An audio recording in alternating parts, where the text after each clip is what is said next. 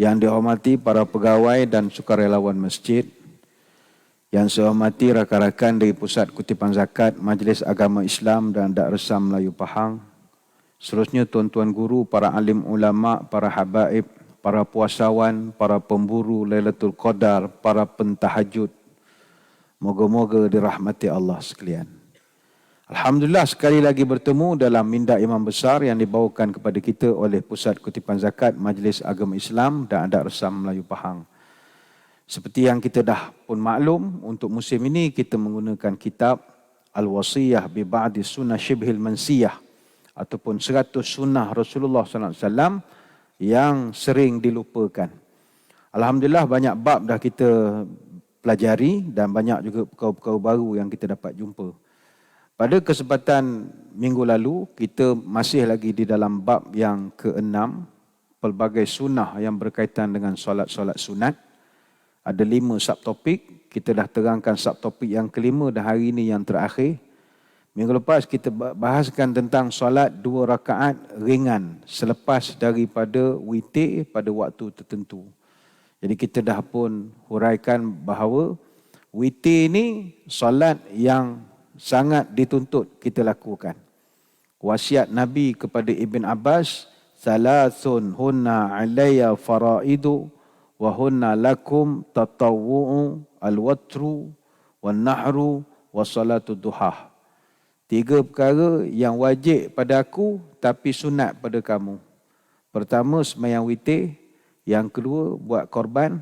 Yang ketiga, sembahyang duha. Hadis riwayat Imam Ahmad. Begitu juga wasiat Nabi kepada Abu Hurairah, "Ausani khalili bi salasin." Kekasihku Rasulullah berwasiat padaku 3 perkara. Siyami salasati ayyam min kulli syahrin. Pertama sekali adalah berpuasa 3 hari tiap-tiap bulan. Yang kedua, wa raka'atay ad-duha. Yang kedua, sembahyang duha. Yang ketiga, wa an autira qabla an anam. 3, mesti sembahyang witir sebelum tidur. Hadis riwayat Bukhari. Dan ada asar daripada Sayyidina Ali bin Abi Talib, "Innal witra laisa bi khatmin wala qasalatikumul maktubah, walakin Rasulullah sallallahu alaihi wasallam autara, thumma qala ya ahlal Quran autiru, fa innallaha witrun yuhibbul witra." Sesungguhnya solat witir tidak wajib ke atas kamu sebagaimana solat-solat fardu, tetapi Nabi sentiasa melakukan solat witir.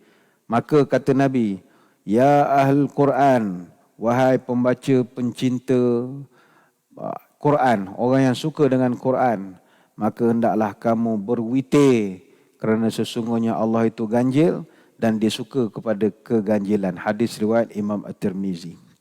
Jadi witirlah. Dan kita hari ini malam ni masuk malam ke-19, teruskanlah solat bersama dengan imam hinggalah rakaat witir yang terakhir, besar pahalanya. Baik, minggu ini kita akan bahaskan tentang tajuk solat 2 rakaat apabila pulang daripada solat hari raya, muka surat 120. Kita tengokkan hadisnya. Bismillahirrahmanirrahim. Daripada Abu Sa'id Al-Khudri radhiyallahu anhu, katanya, "Kana Rasulullah sallallahu alaihi wasallam la yusalli qabla al-'Eid syai'a, fa idza raja'a ila manzilihi shalla rak'ataini." Rasul SAW sama sekali tidak mendirikan solat sebelum sembahyang raya. Namun jika baginda telah pulang ke rumah, baginda solat 2 rakaat. Beberapa hadis yang menafikan solat sunat setelah solat air raya adalah dalam keadaan solat air raya yang berlaku di lapangan. Persoalan ini dijelaskan oleh Al-Hafiz Ibn Hajar dalam At-Talkhis. Hadis tersebut juga diriwayatkan oleh Hakim yang ditahqiq oleh Syekh Wadi. Menurut Hakim, amalan ini merupakan amalan mulia dengan sanad yang sahih. Meskipun Bukhari Muslim tidak meriwayatkannya, hadis ini dihasankan oleh Al-Hafiz dalam Fathul Bari dan dalam Bulughul Maram terbitan Az-Zuhairi. Apa maknanya? Kita kena bincang benda ini daripada sudut Syawal itu sendiri. Pertama, kita syukur kehadirat ilahi, ni hari yang ke-18, nanti malam hari 19, Syawal kini semakin terhitung. Akankah kita mendapat untung? Harapan indah selalu digantung, berharapkan amal sebesar gunung. Inilah penghujung bulan yang suci, habislah marah, hilanglah benci. Jangan kotori dengan mencaci, supaya tak murka Allah yang suci. Raya ni, asal usul raya ni, macam mana sejarah hari raya ni? Kata Anas bin Malik radhiyallahu anhu, qadima Rasulullah sallallahu alaihi wasallam Madinah walahum yaumani yal'abuna fihima. Kata Anas bin Malik, Nabi ketika dia datang ke Madinah, dia tengok orang Madinah ada 2 perayaan yang mereka dah sedia ada sambut.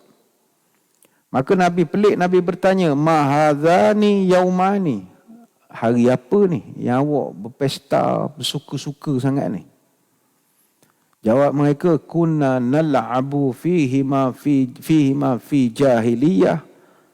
Kami ini meneruhkan perayaan yang dah kami sambut sejak zaman kami jahiliyah lagi.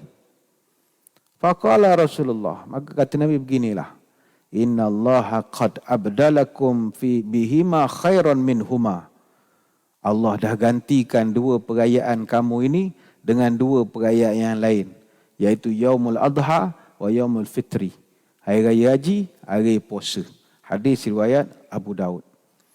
Jadi, apakah 2 perayaan itu yang menjadikan Nabi tukar perayaan tu kepada hari raya kita? Kata Aisyah, dalam satu riwayat, inna likulli qaumin 'idan wa inna 'idana hadzal yaum. Setiap manusia kaum dalam dunia ni dia ada raya masing-masing. Dan raya kita adalah hari ini, raya puasa. Jauh sebelum datangnya Islam, masyarakat Arab dia ada 2 hari raya. Satu dipanggil Nairuz, satu lagi dipanggil Mahrajan. Dua-dua perayaan ni sambut dengan pesta. Tari-menari, joget-joget. Zaman itu tak ada lah TikTok nak rakam pun tak senonoh super kita sekarang. Dia happy. Cocok bintang, menari macam-macam. Jadi Nairuz dan Mahrajan ini, dia adalah perayaan yang sangat bersejarah. Yang mana Nairuz dan Mahrajan dia asal daripada zaman Parsi kuno lagi. Masa saya di Mesir dulu, ada satu gereja namanya Sentakla Haimanut Coptic Orthodox. Dia terletak di Iskandariah ataupun di Alexandria di Mesir. Tiap-tiap tahun 11 September, gereja ini di Kristian lama, Ortodok. Janggut, pakai serban semua. Jadi tiap-tiap tahun mereka akan sambut Coptic New Year, yang mereka dakwa sebagai kalender pertama dunia, bermula tahun 4241 sebelum Nabi Isa lahir lagi. Jadi sambutan ini mereka panggil sebagai Blessed Coptic New Year, Feast al-Nairuz. Jadi perayaan tu sampai sekarang ada lagi, masih ada lagi disambut di Mesir dan di beberapa tempat. Baik itu ada lagi perayaan yang di zaman Nabi itu Mahrajan. Mahrajan ni kekal istilah sampai sekarang. Mahrajan maknanya expo, pesta, Mahrajan. Festival kalau bahasa kita sekarang. Dan sampai sekarang masih diadakan Mahrajan ini, dibuat dan dianjurkan oleh gereja-gereja tertentu. Contohnya The Maronite Catholic Church. Mereka akan buat sambutan ataupun mereka celebrate the Feast of the Assumption of the Blessed Virgin Mary. Dia menyambut peringatan Maryam diangkat ke syurga. Biasanya bulan 8 dia buat. Jadi 2 perayaan ada sampai sekarang masih ada lagi. Tapi Nabi dah tukar kepada hari raya kita. Jadi balik kepada yang hadis ni nak cerita adalah, hari raya jangan tak buat ibadat. Tapi ada ibadat, mu jangan buat. Ada begitu pula. Kita nak banyakkan ibadat, tapi jangan rajin telajak. Ibadat memang kena banyak. Lepas tu saya menyuruh diri saya dan hadirin hadirat, malam raya jangan lupa banyakkan berdoa dan beribadah. Beribadah mungkin susah.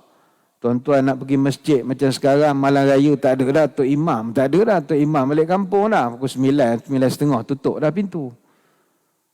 Jadi kalau tak dapat ibadah secara khusus di masjid, banyak akan berdoa. Sebab kata Abu Umamah radhiyallahu anhu, man qama lailatal Eid muhtasiban lillahi ta'ala lam yamut qalbahu yawma tamutul qulub. Nabi sebut siapa-siapa yang beribadah pada malam Idul Fitri dan malam Idul Adha semata-mata nak mengharap redha Allah, maka hatinya tidak akan mati. Pada ketika hati manusia ramai yang mati ketika itu. Hadis riwayat Ibnu Majah. Jadi kita malam raya jangan lupa memperbanyakkan ibadat, baca Quran, takbir jangan henti, bertasbih, beristighfar. Sebab itu Imam Asy-Syafi'i rahimahullah dalam kitab kitab Salatul Aidin, muka surat 264, dia mengatakan wa balaghana annahu kana yuqal inna du'a yustajabu fi 5 layalin fi lailatil jumu'ah wa lailatil adha wa lailatil fitri wa awwal lailah min Rajab wa lailatin nisfi min Sya'ban. Telah sampai kepadaku hadis-hadis, mana kata Syafi'i, aku dah kaji banyak hadis, bahawa aku simpulkan ada 5 malam doa sangat mustajab. Pertama malam Jumaat, yang kedua malam raya haji, yang ketiga malam raya puasa, yang keempat malam pertama bulan Rejab, dan yang kelima malam nisfu Sya'ban. Jadi salah satu yang kata Imam Syafi'i malam raya. Ini sabitlah dengan hadis yang banyak. Imam Syafi'i dah jumpa banyak hadis. Jadi kita bila tahu Syawal ini adalah perentan ataupun masa untuk ibadah, apa yang perlu kita buat? Pertama sekali adalah persediaan pagi raya. Pagi raya. Sunat hukumnya untuk kita berpagi-pagi untuk mandi. Dan juga memakai pakaian yang terbaik dan menggunakan wangi-wangian. Yang munasabah lah, yang munasabah. Ni common sense saja. Takkan tak pakai langsung, takkan deodorant pun tak ada pakai. Pakai. Sunat hukumnya. Kana Rasulullah sallallahu alaihi wasallam yaghtasilu yaumal fitri wa yaumal adha. Kata para sahabat, Nabi bila raya haji dan juga raya puasa, dia biasa mandi. Dia mandi. Hadis riwayat Ibnu Majah. Jadi termasuklah bagi orang perempuan yang tak boleh semayam pun, pagi raya tu mandi juga. Mandi ambil barakah saja. Ambil barakah, mandi pagi raya. Kata Anas bin Malik, amarana Rasulullah sallallahu alaihi wasallam an nalbasa ajwada ma najid wa an natatayyab bi ajwada ma najid. Nabi dulu dia suruh kami pada hari raya pakai pakaian terbaik yang ada dalam simpanan kami. Dan memakai wangi-wangian yang terbaik. Perfume mahal pakai. Hadis riwayat Al-Hakim. Kata Hasan bin Ali, amarana Rasulullah SAW fil aidain an nalbisa ajwada ma najid. Nabi memerintahkan kami pada hari raya supaya memakai pakaian yang terbaik yang pernah kami jumpa. Ini hadis riwayat Baihaqi dan juga Al-Hakim. Kita raya ni memang kena happy sikit. Jangan nak zuhud tak tentu arah. Memang kena bergembira. Bahkan sunat bergembira. Yalah, kita mungkin ada musibah yang menimpa, kematian orang terdekat. Jadi kita pun kata tahun ni kawan tak berapa nak beria sangat beraya. Jangan, gembira kena gembira. Mesti gembira. Tapi luaran dalam hati sedih tu cerita lain. Ni dok menangis siang malam, tak boleh. Sebab kata Yusuf Al-Qardawi, ada 6 momen yang kita disunatkan bergembira. Pertama, hari raya. Yang kedua, pergi majlis kahwin. Jangan sedih-sedih. Mesti happy. Happy. Macam mak menangis tengok anak akad nikah tu cerita lain. Nangis kegembiraan, nangis lain. Ni nangis merau-merau. Yang ketiga, bila berjumpa dengan orang yang lama tidak berjumpa, sunat bergembira. Jumpa kawan-kawan sekolah rendah, sunat gembira. Yang keempat, pergi walimah, kenduri, mesti gembira. Tidak wajib, tapi jangan muka muncung sangat. Yang kelima, pergi majlis akikah. Dan yang keenam, ketika menengok baby. Tak kira anak orang ke cucu orang ke, pipi labuh-labuh sampai ke bawah tu, suka betul kita menengok, kita gembira, suka. Sunat hukumnya. Itu sebab bila kata ulama, bila Nabi suruh pakai comel, pakai wangi-wangi, maka di situ ada unsur kegembiraan. Sebab itu kalau kita perasan, Nabi sebenarnya okey je hiburan sikit-sikit masa hari raya. Tak ada masalah. Ada orang terlampau strict sangat, tak boleh beribu langsung. Pasang Quran je rumah dia. Kita beraya tu dengar Quran daripada mula sampai habis. Tidak salah, tapi kita nak uraikan, hiburan sikit-sikit tak ada masalah. Bahkan dalam riwayat kata Aisyah radhiyallahu anha, "Kanal habasyu yal'ibuna bihirabihim fasatarani Rasulullah sallallahu alaihi wasallam wa ana anzuru fama ziltu anzuru hatta kuntu ana ansarifu." Kata Aisyah, masa hari raya datang geng-geng daripada Habsyah. Mereka buat persembahan dengan alat perang. Katalah macam di Malaysia ni, komando GGK, UTK, dia ada joget perang dia. Dia ada pegang pedang lah, macam yang pegang pisau. Jadi zaman tu orang Syah pun, dia main parang-parang dia. Jadi Nabi pun tarik satu kain sutrah supaya mereka tidak melihat Aisyah. Tapi Aisyah ketika itu sedang menonton persembahan. Dan aku terus, kata Aisyah, duduk dalam keadaan demikian sampai aku dah tak nak tengok lagi. Mana puas dah. Hadis riwayat Imam Bukhari.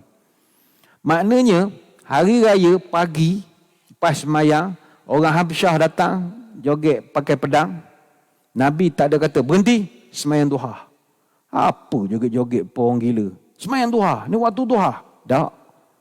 Nabi bawa Aisyah, tengok orang tu. Tutup sikit, jangan nampak isteri dia. Itu saja.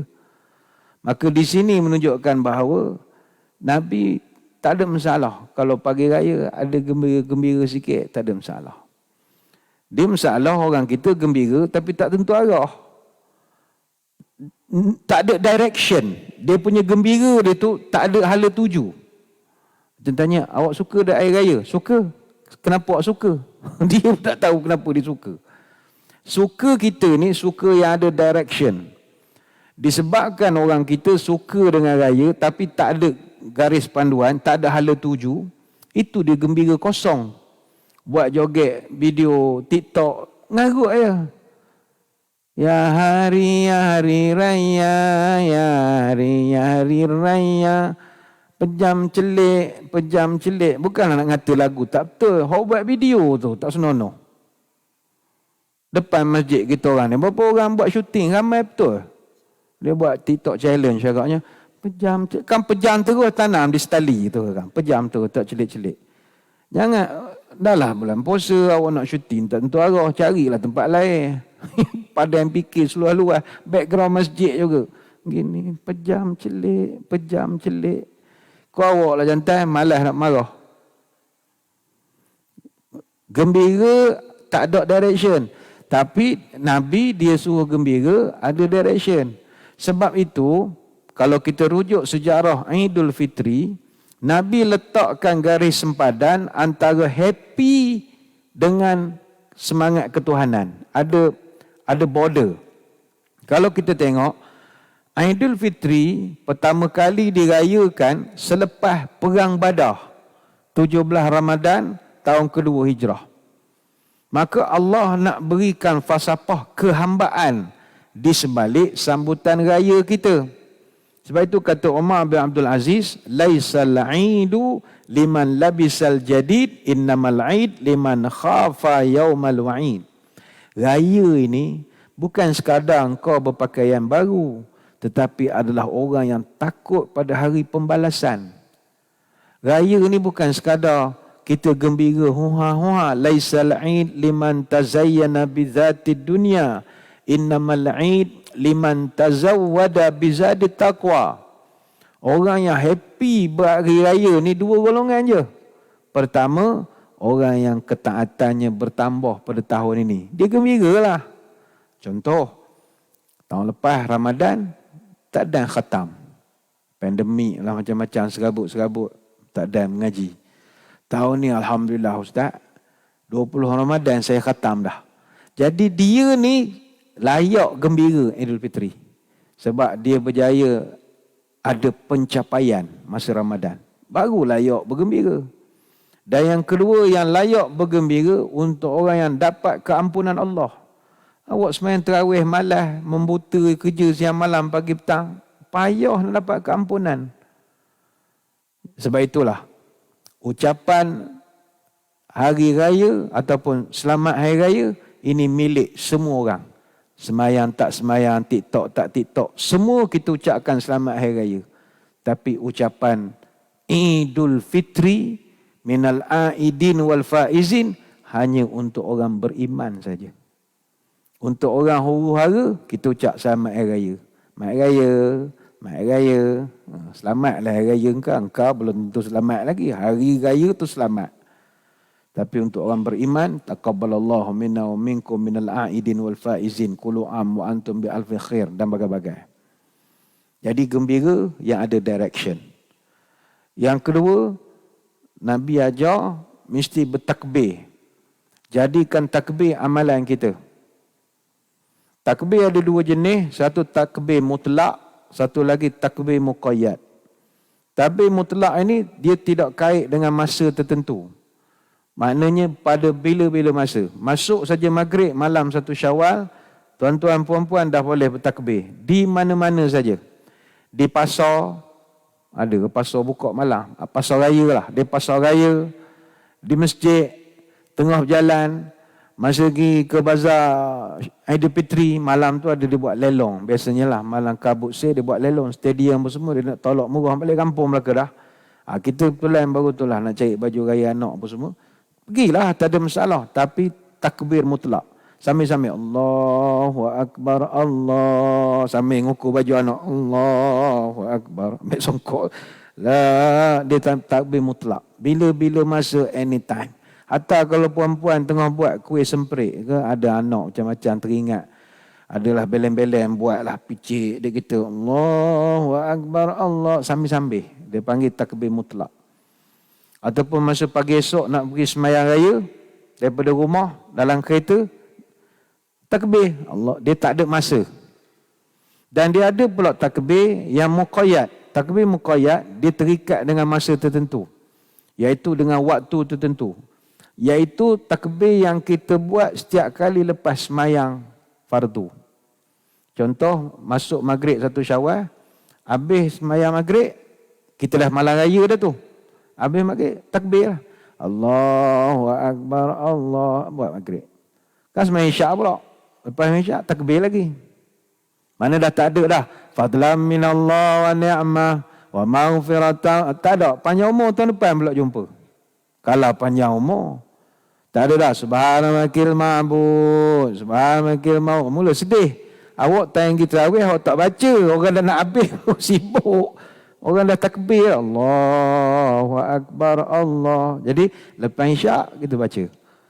Kemudian esok lepas subuh, baca lagi. Itu dapatlah fadilat tertentu.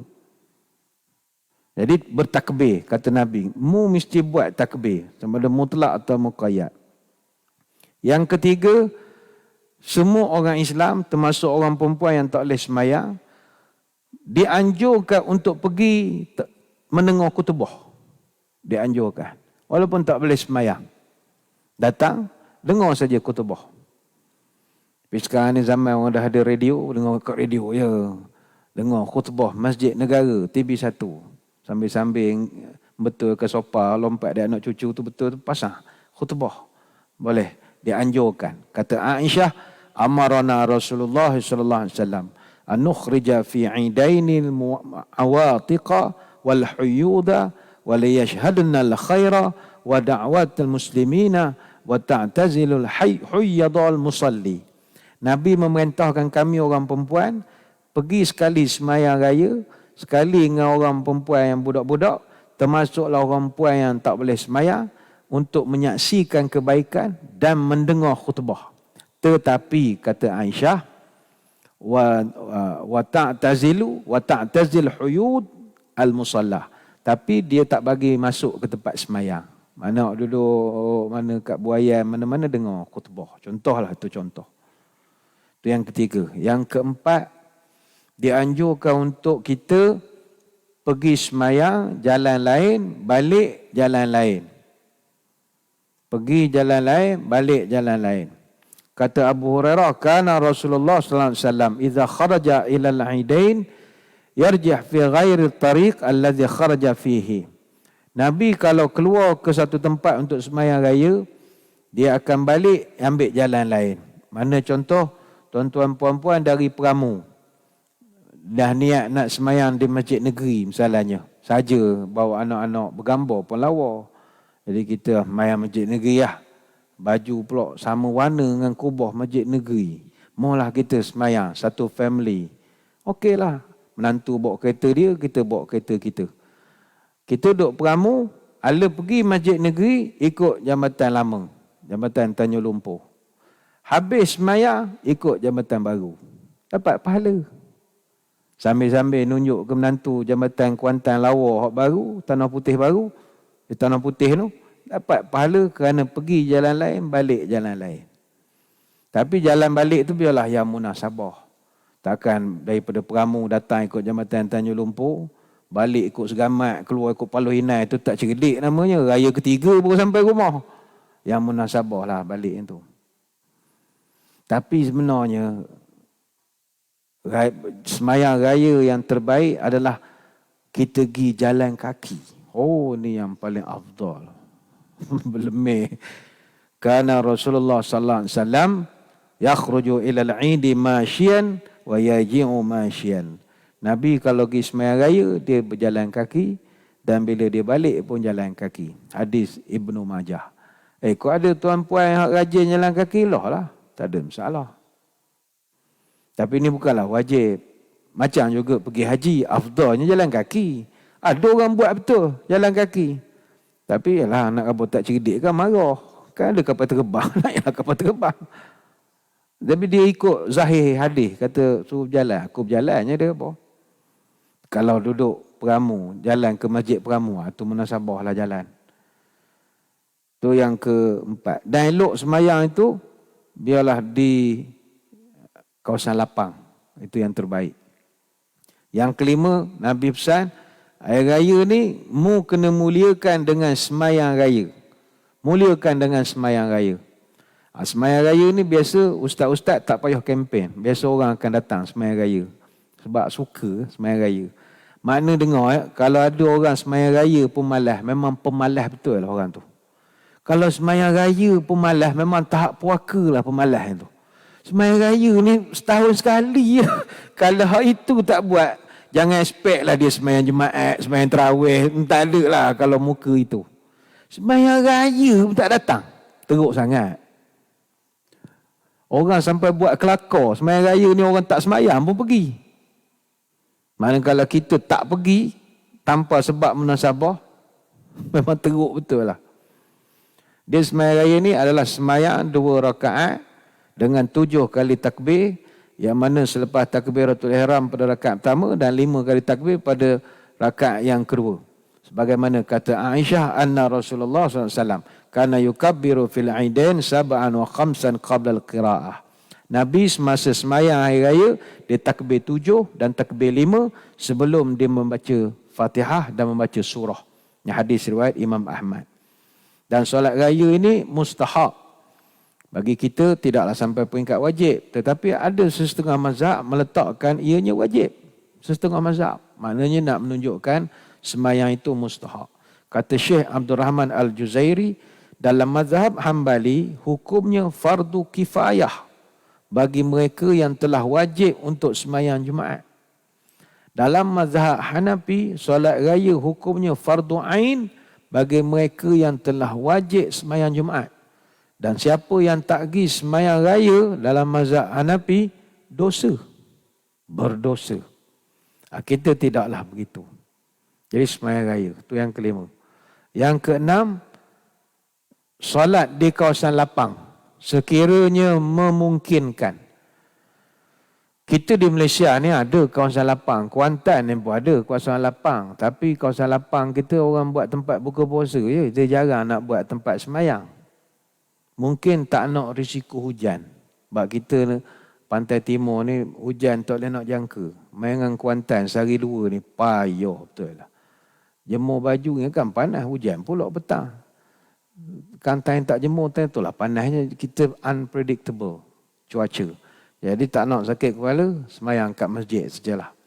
Tapi kalau masa saya mengaji di Mesir dulu, memang kalau semayang raya di stadium, seronok. Semayang di stadium.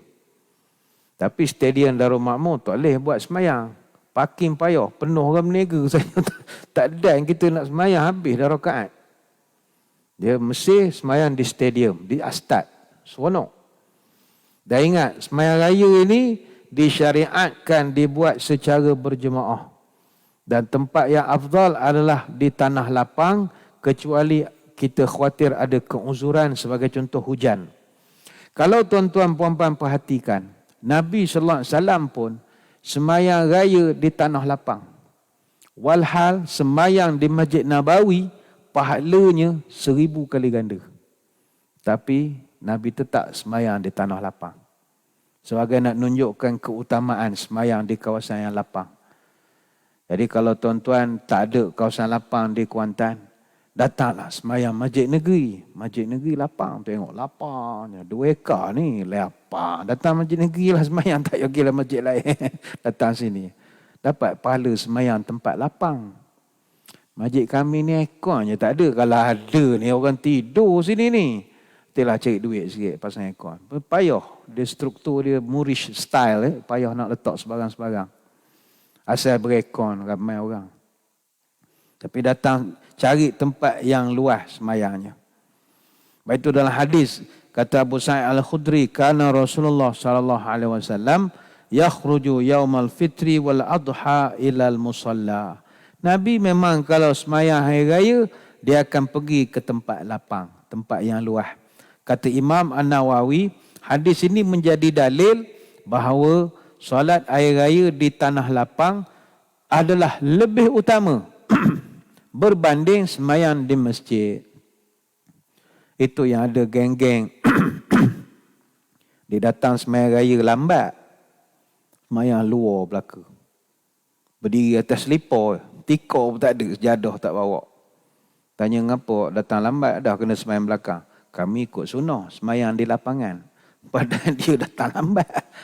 Tapi boleh diterima jugalah. Dia tahulah Nabi itu semayang di lapangan. Kecuali kata ulama penduduk Mekah. Dia dapat pengecualian. Sebab dia memang Masjidil Haram tu pun dia macam tanah lapang juga. Dia tidak tertutup macam kita. Jadi dia sama saja macam semayang di tanah lapang.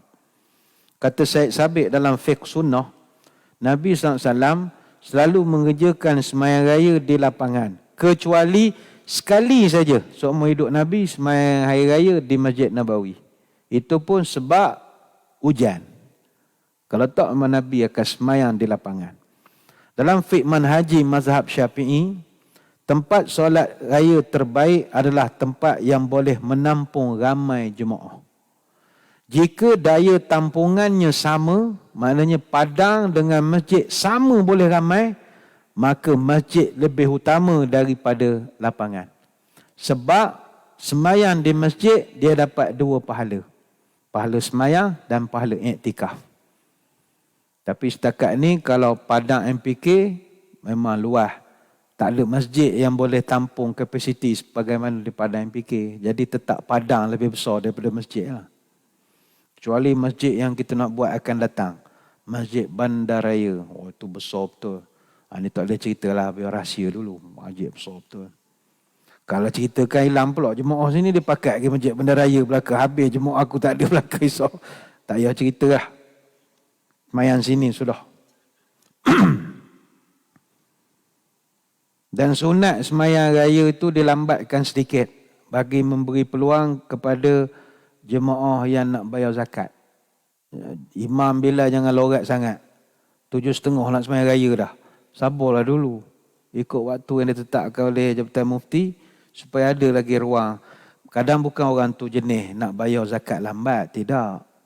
Mungkin menantu kita benda daripada luar, Kuala Lumpur apa, baru balik malam raya. Rasa nak bayar zakat di Kuantan, dia bayarlah. Dia tak ada masalah. Cuma ini peringatan. Bila masuk bab semayang, dia kena dengan bab yang kita sebut ni tadi, yang kita belajar hadis tadi. Nabi tidak semayang apa-apa semayang sebelum semayang raya. Balik kepada ni tadi. Jangan rajin telajak. Dalam hadis daripada Ibnu Abbas, anna Rasulullah sallallahu alaihi wasallam kharaja yaum adha aw fitri fa shalla rak'ataini lam yusalli qablaha wala ba'daha. Ni hadis akhrajahu sab'ah. Kata Ibn Abbas, Nabi pada hari raya Idul Fitri dan Idul Adha, dia semayang 2 rakaat. Dan dia tidak semayang apa pun sebelum semayang raya ataupun selepas semayang raya. Hadis ni dipanggil akhrajahu sab'ah. Maknanya ditakhrijkan oleh 7 ulama besar hadis. Bukhari, Muslim, Abu Daud, Tirmizi, Ahmad, Nasai dengan Ibnu Majah. Contoh, semayang duha. Timbul persoalan, ada orang dia semayang duha dulu sebelum semayang hari raya. Alasan dia, sebab dah biasa. Boleh ke tidak? Amalan yang mungkin, you tak you juga. Itu kan waktu duha, 8 lebih. Semayang dululah. Dah biasa buat dah musim-musim Ramadan hari tu. Boleh atau tidak?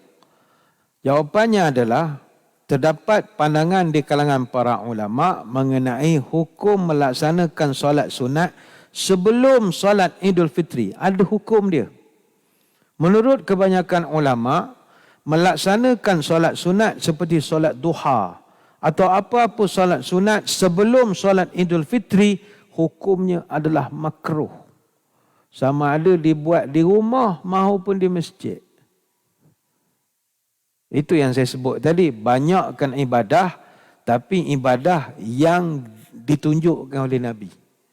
Mungkin logik kita mengatakan, Allah Ustaz, pagi raya apa salah saya semayang duha. Ini SOP kau. SOP, tak boleh nak buat apa.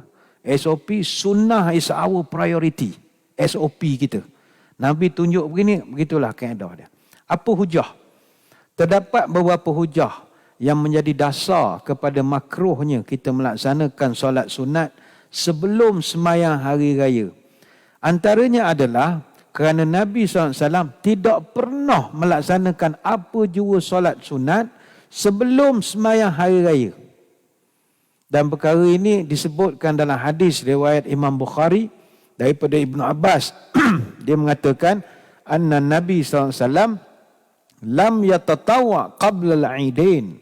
Nabi tidak melakukan sebarang solat sunat sebelum daripada semayang raya.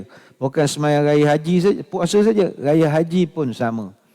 Selain itu, para sahabat Nabi, sebagai contohnya Abdullah bin Mas'ud dan juga Huzaifah al-Yamani. Ini dua-dua sahabat yang memiliki lokus tandai. Kerana mereka orang yang dekat dengan Nabi, kerja dengan Nabi. Mereka secara khusus melarang solat sunat sebelum Idul Fitri dan juga sebelum sunat Idul Adha. Ini sebagaimana yang disebutkan dalam kitab Al-Mawsu'ah Al-Fiqhiyah Al-Kuwaitiyah. Wa an Abdullah bin Mas'ud wa Hudzaifah innahuma kana yanhiyanin nasi 'anis salati qabla al-'id. Adalah Abdullah bin Mas'ud dan juga Hudzaifah. Kedua-dua mereka ini melarang masyarakat melaksanakan sembahyang sunat sebelum sembahyang hari raya.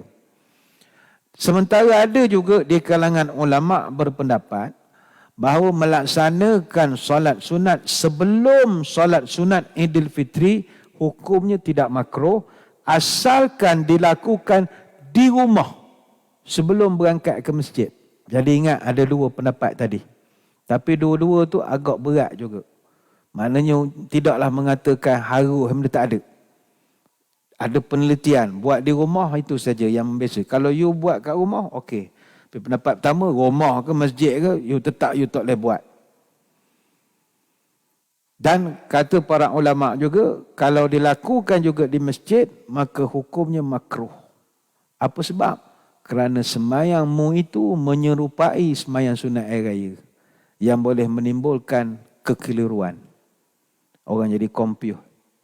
Kan bila tengok kita berdiri semayang, pas semayang sunat, semayang hajat, semayang duha, sudah dah start semayang kau. Soh, semua duduk sebelah Tok Imam belaka. Pada Tok Imam tu, semayang sunat banyak.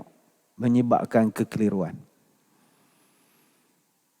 Jadi, perkara ini disebutkan dalam kitab Al-Mawsu'ah Al-Fiqhiyah Al-Kuwaitiyah. Wa qila innama yakrahu dhalika fil musalla kaila yashtabih ala nasi innahum yusalluna al-'id qabla salatil 'id. Fa amma fi baiti wala ba's bi anna yatatawa ba'da tulu'i syams. Dikatakan bahawa sembahyang sunat sebelum sembahyang raya dimakruhkan jika dilaksanakan di tempat sembahyang. Hal ini supaya masyarakat tidak jadi kebingungan bahawa mereka melakukan sembahyang raya sebelum sembahyang raya. Adapun jika dilaksanakan di rumah, maka tidak menjadi masalah asalkan selepas terbitnya fajar. Jadi kalau tuan-tuan puan-puan nak pergi sembahyang raya, nak juga buat sembahyang duha, buat di rumah siap-siap. Mana sebelum pergi sembahyang sunat. Mungkin ada pula akan kata, ustaz, orang nak dapat pahala sembahyang di masjid, suruh sembahyang di rumah. Ingat tak hadis Nabi pesan, sembahyang sunat afdal buat di mana? Di rumah. Sembahyang sunat itu tempatnya di rumah. Masjid ni sembahyang fardu saja. Cuma peringatan. Tidak ada sembahyang solat qabliyah dan juga ba'diyah. Itu kena ingat. Solat Idul Fitri tidak didahulukan dengan solat sunat qabliyah dan tidak juga diakhiri dengan sunat ba'diyah. Maknanya jangan buat kelakar, habis sembahyang raya, bangun sembahyang sunat ba'diyah. Khutbah tengah, pom-pom dia sembahyang 2 rakaat. Habis sembahyang orang tanya, sembahyang apa? Sunat ba'diyah lah, rawatib. Dapat pahala Syekh. Pahala apa? Orang tak buat. Kata Ibnu Abbas, anna Rasulullah sallallahu alaihi wasallam kharaja yauma adha aw fitrin fa shalla raka'ataini lam yusalli qablaha wala ba'daha. Nabi keluar pada hari raya puasa dan hari raya haji dan baginda mengerjakan sembahyang 2 rakaat tetapi baginda tidak mengerjakan lam yusalli qablaha wala ba'daha. Nabi tidak buat 2 rakaat qabliyah ataupun 2 rakaat ba'diyah. Ini hadis riwayat Bukhari Muslim. Itu pertama. Yang kedua, untuk sembahyang raya tidak ada azan, tidak ada qamat. Itu juga perlu diingat. Jangan bila terlebih rajin. Tengok jemaah dah standby, sembahyang raya, beres. Allahu Akbar, Allahu Akbar, syara la ilaha illallah, syara anna Muhammadar Rasulullah. Mulai ada qamat. Tak. Tidak ada qamat dan tidak ada azan pada sembahyang raya. Sebagaimana hadis daripada Jabir bin Samurah, "Shallaitu ma'a Rasulillah sallallahu alaihi wasallam al-aidain ghaira marratin wala marrataini bi ghairi adzanin wala iqamatin." Aku berapa kali sembahyang hari raya bersama Nabi, bukan sekali, bukan 2 kali, kata Jabir bin Samurah.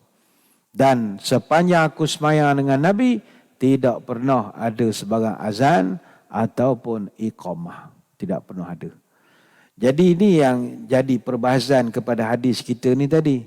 Iaitu kita tak ada sembahyang sebelum daripada sembahyang raya. Cuma menjadi amalan kita.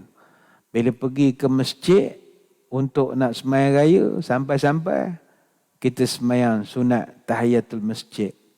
Yang ini kalau dapat diperbetulkan, perbetulkanlah. Sebab itu nama kitab ni 100 sunnah dilupakan. Mana orang, tak tahu pula kena sembahyang di rumah. Ni belajar dia sembahyang di rumah.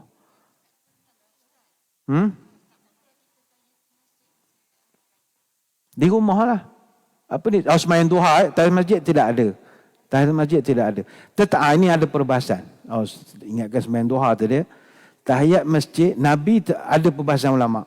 Kenapa Nabi tak sembahyang sunat sebelum sembahyang hari raya? Sebab Nabi sembahyang di luar. Tak ada masjid. Jadi kita khilaf. Sebab kita sembahyang di masjid, tetap ada tahiyat masjid. Yang tadi sembahyang duha, silap. Dah mikir raya dah jadi lupa dah. Sembahyang duha. Ada orang, dia masuk masjid, dia sembahyang tahiyat. Bagus. Kemudian dia kata ada masa lagi, sembahyang duha. Duha sembahyang di rumah. Tapi masjid tetap kena respect. Kalau orang tanya kenapa Nabi tak sembahyang sunat, tahiyat masjid dan sebagainya semua sembahyang, sebab Nabi sembahyang di padang. Padang tak ada tempat nak sembahyang lah. Tak ada tahiyat untuk padang. Jadi jelas. Jadi untuk raya esok, kalau puan-puan, tuan-tuan sembahyang di masjid, sembahyang tahiyat masjid macam biasa. Duha buat di rumah. Balik sembahyang raya pun boleh buat sembahyang duha lagi. Tapi kalau takdir, JKK, Seri Damai, Jaya Gading, cadang kita buat tengah padang, sembahyanglah tengah padang ramai-ramai. Tak ada dah tahiyat masjid. Dia pakai basic begitu saja. Benarnya tentang hari raya ini, banyak sunnah-sunnah Nabi yang kita kena ikut, baru dia jadi pahala lebih. Tapi dia bertitik asal daripada hak mula tadi, mesti bermula dengan kegembiraan. Itu paling basic sekali. Sebab apa kita gembira? Kita gembira kerana berjaya mengharungi Ramadan 30 hari dengan melakukan ibadat sesempurna seadanya. Tak adalah perfect sangat. Jadi masuk 1 Syawal, kita happy. Buatlah apa amalan Nabi ajar tadi sebagai manifestasi kegembiraan. Kita mandi sunat, pakai baju comel, pakai wangi-wangi. Mana boleh ke masjid, pergi ke masjid. Kalau tak keluar ramai-ramai, dengar khutbah air raya. Kemudian kalau yang ikut sunnah tadi, sembahyang duha di rumah. Sampai ke masjid, kalau di masjid, sembahyang tahiyat masjid. Lepas tu sembahyang raya. Lepas habis sembahyang raya, jangan buat ba'diyah atau qabliyah atau ba'diyah pula lepas sembahyang raya. Mendengar khutbah. Kemudian masuklah juga beberapa sunnah-sunnah yang kita dah sedia maklum. Contoh, menjamuh makanan sebelum pergi sembahyang. Itu yang basic yang biasa kita lakukan. Moga-moga dengan kita buat segala sunnah-sunnah ini, dapatlah pahala lebih. Saya ingat tentang hari raya ni tak banyak kita nak terangkan. Walaupun kita boleh nak masuk pada bab yang 7. Tapi saya ingat bab yang ke-7 ni kita bahaskan pada kesempatan akan datang. Kerana dia adalah tajuk yang spesifik. Iaitu selepas kita belajar tentang sunnah-sunnah Nabi dalam sembahyang sunat, kita akan tengok pula sunnah-sunnah Nabi yang berkaitan musafir. Bagaimanakah cara Nabi bermusafir, amalan-amalan ketika bermusafir. Yang saya percaya benda itu dah terlepas pandang kita nak lakukan. Jadi saya kira sekadar itu saja untuk makluman. Minggu depan 27 hari bulan April, hari Rabu, tak ada kelas. Kerana saya ingat jemaah kita pun ramai dah mohon untuk tidak hadir kerana masalah ialah maksud nak raya dan sebagainya. Jadi kita bila minggu depan 27 hari bulan tak ada kelas, maknanya terus sampai lepas raya ialah, sebab minggu next je 4 Mei. 4 Mei tu raya kedua, takkan ada kelas juga. Jadi lepas raya 6 lah kita jumpa. Senang cerita dah lemah selesai kurus semula baru jumpa balik ya. Kan saya buat war-war lepas raya 2, raya ketiga, tak payah, tak ada orang datang kan. Saya puasa ni ustaz, tunggu raya lah. Tunggu raya 6. Jadi saya kira sekadar itulah dulu. Bagi pihak Masjid Negeri Setamat 1, kita mengucapkan banyak terima kasih kepada seluruh jemaah yang tidak jemu-jemu memberi sokongan kepada aktiviti yang dilaksanakan di Masjid Negeri. InsyaAllah kalau ada ruang-ruang kosong, kita akan dapatkan juga penceramah-penceramah yang bagus untuk mengisi slot di masjid kita ini. Jadi saya kira sekadar itu, kami mengucapkan selamat menyambut Hari Raya Aidilfitri kepada seluruh muslimin muslimat. Dan ucapan kita sesama kita orang beriman ni adalah taqabbalallah minna wa minkum minal aidin wal faizin kullu amin wa antum bi alfi khair. Itu doa sama kita. Tapi orang hak jenis huru-hara dia ucap selamat raya gitu sajalah. Hari raya je selamat, dia tak selamat. Jadi kita tutup dengan doa, moga-moga majlis diberkati ilahi. A'udzubillahi minasyaitonirrajim. Bismillahirrahmanirrahim. Allahumma salli wa sallim ala sayyidina Muhammadin salatan tukhrijuna biha min zulumatil wahmi. Allahumma in kana rizqina fis sama'i fa anzilhu wa in kana fil ardi fa akhrijhu wa in kana mu'siran fa yassirhu wa in kana haraman fa tahhirhu wa in kana ba'idan fa qarribhu bihaqqi duhaika wa bahaika wa jamalika wa quwwatika wa qudratik atina ma ataita ibadika salihin. Ya Allah, kalau rezeki kami masih di langit, turunkanlah. Kalau di bumi, keluarkanlah. Kalau susah, permudahkanlah. Kalau haram, sucikanlah. Kalau jauh, dekatkanlah. Berkat waktu duhamu, kecantikanmu, keindahanmu, kekuatanmu, kekuasaanmu. Limpahkan pada kami segala yang kau telah limpahkan kepada hamba-Mu yang saleh. Allahumma arinal haqqa haqqan warzuqna ittiba'ah. وأرنا الباطل باطلا وارزقنا اجتنابه ولا تجعله ملتبسا علينا فنضل واجعلنا للمتقين إماما. Ya Allah, tunjukkan kepada kami kebenaran itu sebagai benar dan rezekikanlah kami untuk mengikuti kebenaran, dan tunjukkanlah kepada kami yang batil itu sebagai batil dan rezekikanlah kami untuk menjauhi kebatilan. Jangan jadikan kami keliru atas agama ini hingga kami sesat, dan jadikanlah pada kami orang bertakwa sebagai pemimpin. Subhanakallahumma wa bihamdika nashhadu an la ilaha illa anta nastaghfiruka wa natubu ilaik. Wa sallallahu ala sayyidina Muhammadin wa ala alihi wa sahbihi wa baraka wa sallam. Walhamdulillahi rabbil alamin. Sekadar itu, selamat hari raya. Wabillahi taufiq wa hidayah. Assalamualaikum warahmatullahi wabarakatuh. Wallahu a'lam.